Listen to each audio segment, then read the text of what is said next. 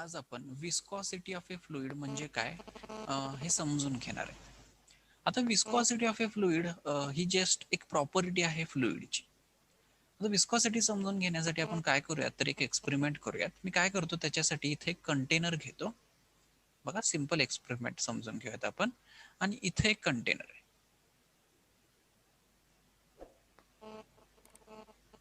Okay, समजा इथं bottle आहे आणि त्या बॉटल मधून मी काय करतोय रे, पाणी ओततोय या कंटेनर.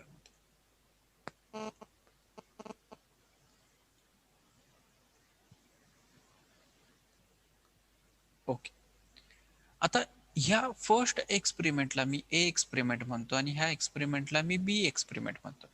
आता इथं जी काय बॉटल आहे बाळांनो, ती याच्यामध्ये बाळांनो पाणी आहे, वॉटर आहे असं म्हटलं तरी तुम्ही चालेल. याच्यामध्ये काय रे बाळांनो, वॉटर आहे. आणि समजा हे वॉटर किती आहे रे, तर 1 लिटर एवढं वॉटर आहे. ओके, आणि हे वॉटर मी काय करतोय, तर ह्या कंटेनर मध्ये ओततोय. ऍट अ सेम टाइमला जर मी ह्या बॉटल मधून जर मध ओतत असेल, आता मधाची बाटली पण ही समजा 1 लिटरचीच आहे, मी काय करतो याच्यामध्ये मध ओततोय. ओके, बघा काय एक्सपेरिमेंट आहे, सिंपल एक्सपेरिमेंट आहे. 2 कंटेनर आहे, इथं 1-1 लिटरच्या बाटल्या आहेत, याच्यामध्ये वॉटर आहे, याच्यामध्ये काय आहे, वॉटर आहे, आणि इथं याच्यामध्ये काय आहे रे, हनी आहे. सिंपल. आता मला एक सिंपल प्रश्नाचं उत्तर द्या, की ह्यातलं पाणी, 1 लिटर पाणी ह्या कंटेनर मध्ये लवकर पडेल का ह्यातलं 1 लिटर मध ह्या कंटेनर मध्ये लवकर पडेल? आता तुमचं उत्तर असेल सर, पाणी लवकर ह्या कंटेनर मध्ये पडेल. बरोबर. आता हे ऑब्झर्वेशन तुमचं बरोबर आहे, पण त्याचं फिजिक्सच्या भाषेत एक्सप्लेनेशन कसं देता येईल? तर त्याचं सिंपल एक्सप्लेनेशन आहे. आय होप तुम्हाला माझं फर्स्ट लेक्चर आठवत असेल.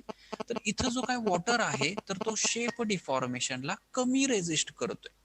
बघा मी काय म्हणतोय, इथं जो काय वॉटर आहे तर तो शेप डिफॉर्मेशनला कमी रेजिस्ट करतोय. म्हणजे याचा काय अर्थ झाला रे, बघा, इथं जे काय वॉटर आहे ते पहिल्यांदा ह्या बॉटलच्या शेपमध्ये असणार आहे, आणि जे मी ओतता ना तो नंतर काय होईल रे, कंटेनरचा शेप घेईल, म्हणजे शेपचं डिफॉर्मेशन होतंय. बरोबर.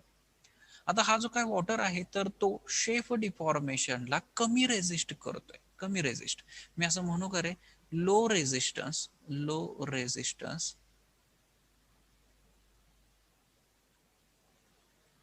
To shape deformation.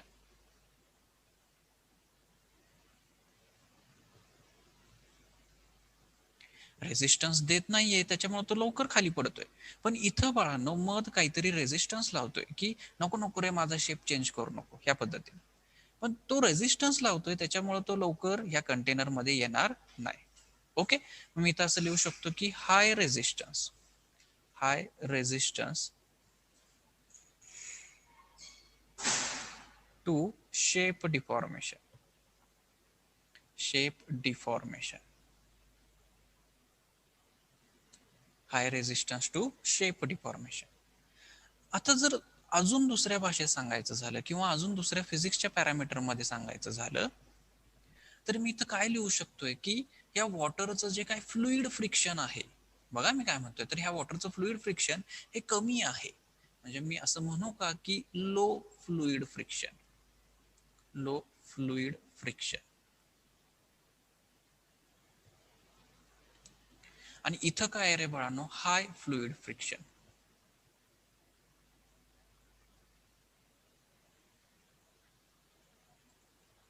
आता तुम्हाला प्रश्न पडला असेल, की सर हे फ्लुइड फ्रिक्शन म्हणजे काय? पण एक गोष्ट लक्षात ठेवा, मी फ्लुइड फ्रिक्शन हे समजून सांगतोय, पण एक गोष्ट लक्षात ठेवा, की अल्टिमेटली फ्लुइड फ्रिक्शन आपल्याला काय रिप्रेझेंट करतंय रे, तर जो काय रेझिस्टन्स असणार आहे त्या फ्लुइडचा शेप डिफॉर्मेशनला, तो रिप्रेझेंट करतोय. जर कमी रेझिस्टन्स असेल शेप डिफॉर्मेशनला, तर त्याचं फ्लुइड फ्रिक्शन हे कमी आहे असं मी कन्क्लुजन काढू शकतो. किंवा जर मी हाय फ्लुइड फ्रिक्शन म्हणत असेल एखाद्या फ्लुइडसाठी, तर इथं मी कन्क्लुजन काढू शकेन का, की तो जो काही फ्लुइड आहे तो शेप डिफॉर्मेशनला हाय रेझिस्टन्स लावतोय. ओके, म्हणजे ह्या दोन्ही गोष्टी एकमेकांवर डिपेंडंट आहे. आता आपण बघूयात की फ्लुइड फ्रिक्शन म्हणजे काय. सिंपल कॉन्सेप्ट आहे. आता हे समजण्यासाठी मी काय करतो, तर एक ट्यूब घेतो, एक काय करतो, ट्यूब घेतो बाळा. समजा ही ट्यूब आहे आणि याच्यामध्ये काय होते रे, फ्लुइड फ्लो होते. याच्यामध्ये काय होते रे, फ्लुइड फ्लो होते असं मी अज्युम करतो. समजा याच्यामध्ये वॉटरच फ्लो होते असं अज्युम करा तुम्ही. ओके, याच्यामध्ये काय होते रे, वॉटर फ्लो होते. आता जर याच्यामध्ये वॉटर फ्लो होत असेल आणि ते स्ट्रीमलाईन पद्धतीनं फ्लो होते असं मी पण ते पण अज्युम करतो, आता जर वॉटर फ्लो होत असेल तर इथं नीट ऑब्झर्व करा, हा जो काय ऍक्सिस आहे, ह्या ट्यूबचा ऍक्सिस आहे, तर त्या ट्यूबच्या ऍक्सिसच्या अलॉंग जे काय फ्लुइडच्या लेयर्स फ्लो होत असतील त्याची व्हेलॉसिटी ही जास्त असणार आहे. म्हणजे ह्या ट्यूबच्या ऍक्सिसच्या अलॉंग जे काही वॉटर फ्लो होत असणार आहे त्याची व्हेलॉसिटी जास्त असणार आहे. हे जस्ट कॉमन ऑब्झर्वेशन. आणि जे फ्लुइडचे लेयर्स हे ह्या ट्यूबच्या जवळ आहे तर त्या कमी व्हेलॉसिटीनं फ्लो होतात. ते काय होतात रे बाळांनो, कमी व्हेलॉसिटीनं फ्लो होतात. आता हे असं का होतंय बाळांनो? This is happening because of a fluid friction. आता फ्रिक्शन म्हणजे तुम्हाला माहिती आहे फ्रिक्शन कधी ऑब्झर्व होतं, ज्यावेळेस दोन ऑब्जेक्ट मध्ये रिलेटिव्ह मोशन असते. ओके, रिलेटिव्ह मोशन म्हणजे काय रे, एक पुढे जात असतो एक मागे थांबत असतो, किंवा एक पुढे एक पुढे चाललाय आणि दुसरा काय रेसलाय. म्हणजे समजा एक ग्राउंड आहे आणि त्याच्यावरती काय बाळांनो तर सायकल आहे. सायकल काय होते, सायकल पुढे चालली. ओके, पण ग्राउंड रेस्टला आहे, त्याच्यामुळे ग्राउंड काय करतं रे बाळांनो, ह्याला रेसला आणण्याचा प्रयत्न करते ह्या सायकलला. तीच फेनॉमेनॉन इथं होते. आता ही ट्यूबची जी काही वॉल आहे ती रेस्टला आहे का रे बाळांनो, त्याची व्हेलॉसिटी 0 आहे, बरोबर. आता ही ट्यूबची वॉल रेस्टला असल्यामुळं त्याच्या शेजारून जे काही लेयर्स किंवा जे काही वॉटर फ्लो होते तर त्या वॉटरला ते रेस्टला आणण्यासाठी प्रयत्न करेल, बरोबर. त्याच्यामुळं जे काय फ्लुइड चा जो काही लेयर असेल ह्या ट्यूबच्या शेजारून फ्लो होणारा, किंवा जे काही फ्लुइड आहे ह्या ट्यूबच्या शेजारून फ्लो होते, तर ते फ्लुइड हे कमी व्हेलॉसिटीनं फ्लो होते. पण जे काही सेंटर मधलं म्हणजे ऍक्सिसच्या अलॉंग जे काही वॉटर आहे तर ते हाय व्हेलॉसिटीनं फ्लो होण्याचा प्रयत्न करतं. म्हणजे हे सगळ्यांना पुढे घेऊन जाण्याचा प्रयत्न करते आणि ही ट्यूबची वॉल काय करते, सगळ्यांना मागं खेचण्याचा प्रयत्न करते. ओके, मग त्याच्या कॉन्ट्रास्ट मध्ये आता असं का होतंय, because of A friction, friction between two layers. Okay, आता फ्लुइड फ्रिक्शन हे बाळांनो दोन पद्धतीचं असतं. एकतर इंटरनल फ्लुइड फ्रिक्शन असतं, किंवा एकतर fluid friction with system and surrounding असतं. आता इंटरनल फ्लुइड फ्रिक्शन म्हणजे काय, तर तुम्हाला लगेच समजेल. आता फ्लुइडचा फ्लो आपण कसा अज्युम केला रे, की त्याच्यामध्ये काय असतात तर मल्टिपल लेयर्स असतात. ओके, समजा इथे एक लेयर आहे वॉटरची, ही वरची लेयर मी त्याला 1 म्हणतो आणि ह्याला मी म्हणतो 2. तर ह्या लेयर्स बाळांनो एकामेकांवर स्लाइड होत असतात, एकामेकांवर काय होत असतात, स्लाइड होत असतात. म्हणजेच फ्लुइड फ्लो होत आहे असं म्हटलं जातं.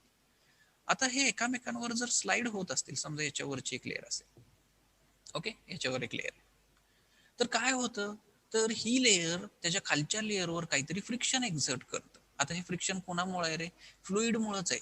पण त्या एका फ्लुइडच्या लेयरमुळे दुसऱ्या फ्लुइडच्या लेयरवरचं फ्रिक्शन आहे.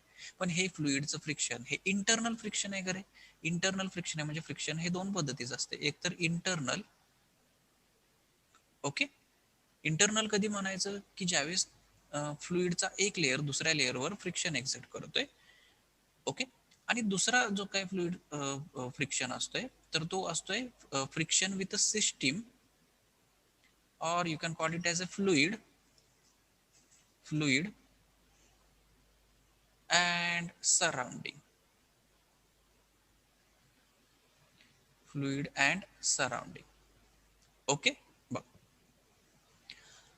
आता फ्लुइड अँड सराउंडिंग फ्रिक्शन म्हणजे काय बाळांनो, तर ह्या वॉलमुळं इथं त्याच्या शेजारून जी काही फ्लुइडची लेअर फ्लो होते त्याच्यावर जे काही फ्रिक्शन एक्झर्ट होत असेल तर ते सिस्टीम अँड सराउंडिंगचं फ्लुइड फ्रिक्शन.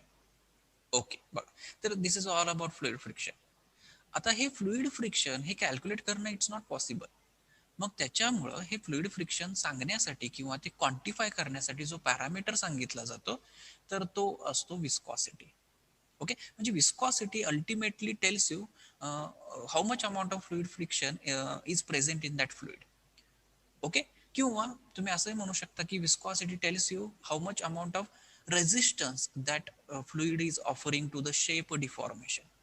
ओके, बघ, आता जर अजून एक कन्क्लुजन काढायचं झालं फ्लुइड फ्रिक्शनचं, तर फ्लुइड फ्रिक्शन काय करतं रे, एका लेयरला दुसऱ्या लेयरला काय करतं, म्हणजे एक लेयर दुसऱ्या लेयरला काय करते, मागं खेचण्याचा प्रयत्न करते, बरोबर, म्हणजे त्याला ड्रॅग करण्याचा प्रयत्न करते. बघ, मी विस्कॉसिटीची डेफिनेशन लिहितो. मी आता जे काही सगळं सांगितलं त्याच्यावरून तुम्हाला विस्कॉसिटीची डेफिनेशन समजायला अजिबात अवघड जाणार नाही. बघा, मी डेफिनेशन काय लिहितो बघा.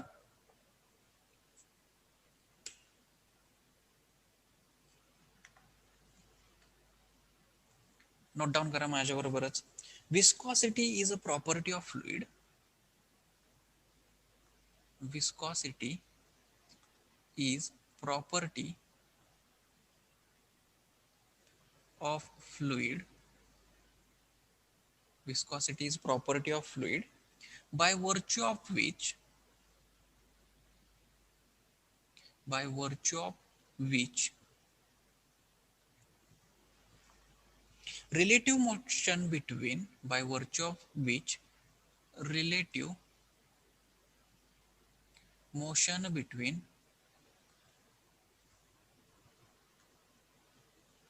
different layers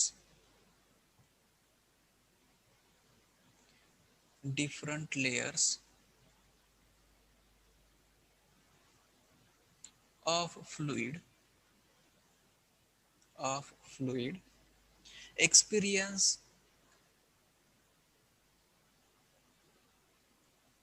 a dragging force experience a dragging force dragging force simple definition. आता हा जो काही ड्रॅगिंग फोर्स आहे बाळांनो, तो काय तुम्हाला रिप्रेझेंट करतोय, तर तो रिप्रेझेंट करतोय फ्लुइड फ्रिक्शन. फ्लुइड फ्रिक्शन समजा एक अशी लेयर आहे फ्लुइड मधली आणि त्याच्या खालीच एक दुसरी लेयर आहे. त्याच्या खालीच एक काय आहे रे बाळांनो, दुसरी लेयर आहे. मी वाटलं तर वेगळ्या इंकनं ते रिप्रेझेंट करतो. समजा इथं दुसरी लेयर आहे. ओके, तर ह्या दोन लेयर्स बाळांनो फ्लो होताना काय होतील रे, एकामेकांवर स्लाइड होत असतील. म्हणजे त्याच्यामध्ये काय रे बाळांनो, रिलेटिव्ह मोशन आहे. Relative motion between two layers. आता ह्या रिलेटिव्ह मोशन मुळे ही खालची लेयर वरच्याला काय करते रे, काहीतरी फ्रिक्शनल फोर्स अप्लाय करते. म्हणजे त्याला मागं खेचण्याचा प्रयत्न करते, त्याच्यावर ड्रॅगिंग फोर्स लावते. Okay, and that property is known as a viscosity, और you can call it as that fluid friction is quantified by viscosity parameter. Okay, simple concept आहे विस्कॉसिटीची. आता ह्या सगळ्या गोष्टी झाल्या कशाबद्दल रे बाळांनो, physics point of view. Physics point of view मी एक्सप्लेन केलं तुम्हाला की विस्कॉसिटी म्हणजे काय. इट रिप्रेझेंट्स और it quantifies the fluid friction. Okay, पण जर बोली भाषेत तुम्हाला समजायचं असेल फ्लुइड विस्कॉसिटी म्हणजे काय, तर बाळांनो हे कशावरनं तुम्ही समजू शकता की एखादं फ्लुइड हे किती इझिली फ्लो होतं. बघा, मी एक सिच्युएशन घेतो की काय करतो रे, वॉटर फ्लो होते. समजा इथे समजा हे ग्राउंड आहे आणि इथे एक ग्राउंड आहे. इथे मी काय करतो रे, जस्ट मी वॉटर ओततो आणि ते वॉटर किती इझिली ह्या सरफेसवरून फ्लो होते. आणि मध ओततो मी आणि ते मध किती इझिली ह्या सरफेसवरून फ्लो होते हे ऑब्झर्व करतो. आता कोण इझिली फ्लो होत असेल रे बाळांनो, ऑब्व्हियसली वॉटर इझिली फ्लो होत असेल. आणि जो काही मध असणार आहे किंवा मी सिरप जरी ओतलं तर सिरप इझिली फ्लो होणार का, नाही होणार. ओके, म्हणजे विस्कॉसिटी म्हणजे बोली भाषेत काय सांगता येईल तर लिक्विड हे किती थिक आहे. ठीक आहे, जर ते लिक्विड थिक असेल तर ते इझिली फ्लो होणार नाही. बघा, मला जे काय सांगायचं आहे तर त्याचं मी जस्ट कन्क्लुजन इथं लिहितो.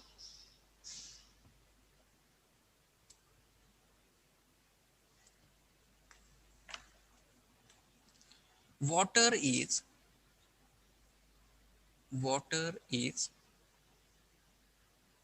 Low viscous fluid. Low viscous fluid whereas syrup or honey has high viscosity.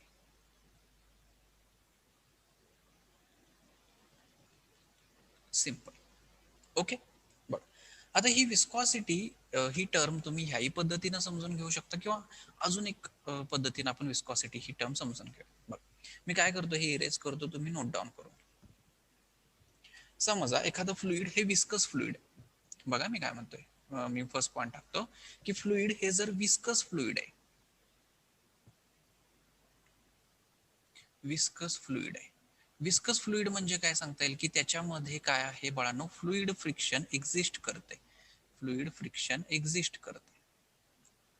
जर एखाद्या फ्लुइड मध्ये फ्लुइड फ्रिक्शन एक्झिस्ट करत असेल आणि ते फ्लुइड म्हणजे such kind of a fluid की ज्याच्यामध्ये फ्लुइड फ्रिक्शन आहे, ते जर मी ट्यूब मधून फ्लो करायला लागलो बाळांनो, तर त्याचा फ्लो हा कसा असणार आहे, तर इथं मी जस्ट रिप्रेझेंट करतो की समजा ही ट्यूब आहे आणि मी वॉटर फ्लो करतोय. आता वॉटर हे विस्कस फ्लुइड आहे.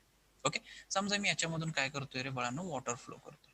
ओके, आता जर मी याच्यामधून वॉटर फ्लो करत असेल तर त्या वॉटरच्या ज्या काही स्ट्रीम लाईन्स असतील तर ते कशा पद्धतीने असतील, समजा हा ऍक्सिस आहे, समजा ह्या ट्यूबचा हा ऍक्सिस आहे, तर याच्यामधून जे काही वॉटर फ्लो करत असेल तर त्याचे स्ट्रीम लाईन्स कसे असतील रे बाळांनो, तर हे या पद्धतीने असतील.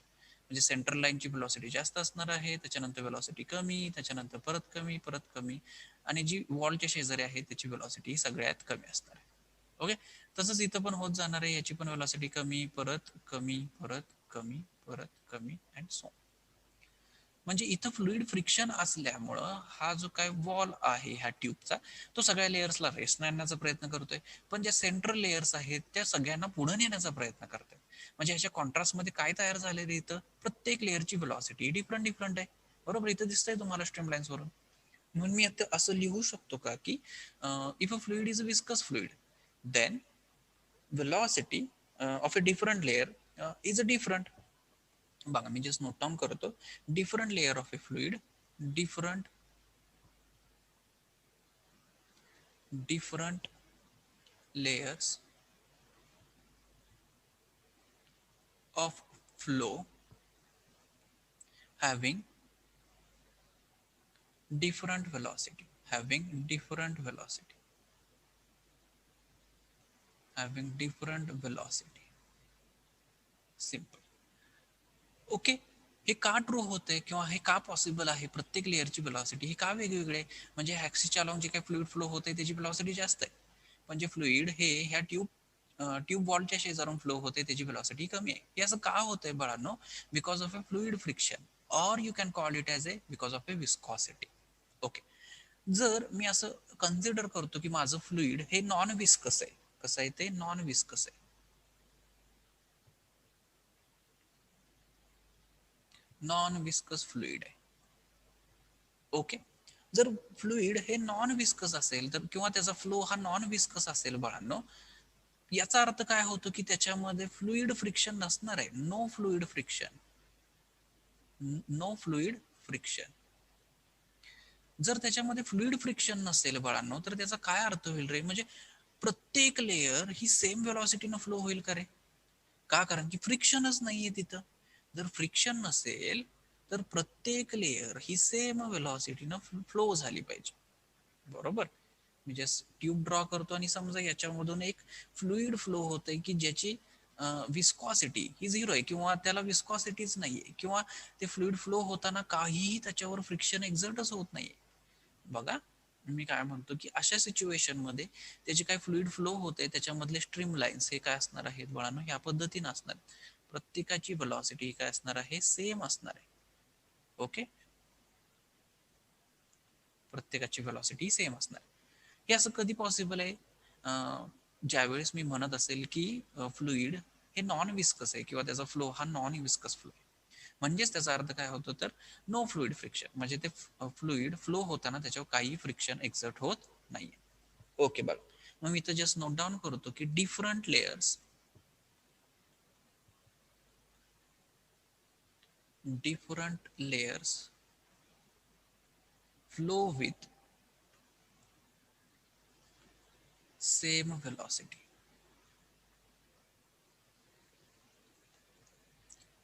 आता जर तुम्ही बघितलं, हे जस्ट कन्क्लुजन मिळेल याच्यावरून.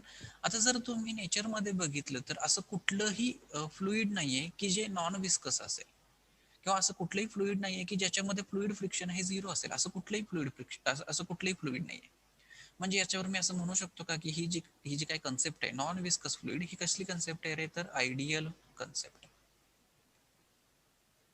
ओके, कशासाठी आयडियल कन्सेप्ट इंट्रोड्यूस केल्या जातात की जेणेकरून जे आपलं वे ऑफ अंडरस्टँडिंग असेल ते जास्त इझियर होत जावं. त्याच्यामुळे ही आयडियल कंडिशन जस्ट इंट्रोड्यूस केली जाते, जेणेकरून तुमचं कॅल्क्युलेशन किंवा फिजिक्सचा जो काही सिग्निफिकन्स असेल तो सिम्पली तुम्हाला अंडरस्टँड व्हावा, त्याच्यामुळे ही कन्सेप्ट इंट्रोड्यूस केली जाते. बघ, तर आय होप तुम्हाला विस्कॉसिटी म्हणजे काय हे व्यवस्थित समजलं असेल. विस्कॉसिटी काय तुम्हाला क्वांटिफाय करते किंवा कशाबद्दल इन्फॉर्मेशन देते? It gives you information related to the fluid friction. आता फ्लुइड फ्रिक्शन दोन पद्धतीचं असू शकतं, एक तर इंटरनल फ्लुइड फ्रिक्शन किंवा fluid friction with system and surrounding, म्हणजे त्या फ्लुइड आणि सराउंडिंग बरोबरचं फ्रिक्शन. म्हणजे इथं तुम्ही म्हणू शकता की काय, वॉल आणि त्या फ्लुइडचं फ्रिक्शन, किंवा समजा याच्यामधून पाणी हे बाहेर येतंय, तर इथं बाळांनो ह्या फ्लुइड आणि ह्या एअरचं फ्रिक्शन.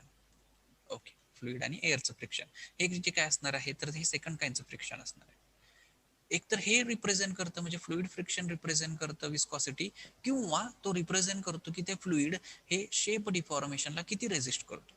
ओके. हनी किंवा जे काय थिक फ्लुइड्स असतात तर ते इझिली शेप डिफॉर्मेशन घेत नाही, लगेचच्या लगेच दुसऱ्या शेपला ते मध्ये जात नाही. ओके. इथं ह्या एक्झाम्पल वरून तुम्हाला समजत असेल की जर मी मध टाकत असेल ह्या कंटेनरमध्ये, तर मध काय करतं, लवकरात लवकर जात नाही, ते काय करतं, अपोज करतो, नाही नाही लवकर मी याचा शेप घेणार नाही. ओके.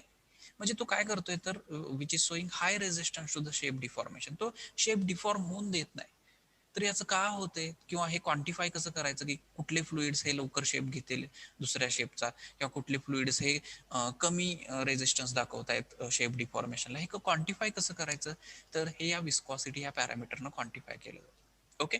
आय होप तुम्हाला ही कन्सेप्ट समजली असेल विस्कॉसिटीची. आपण इथंच थांबू.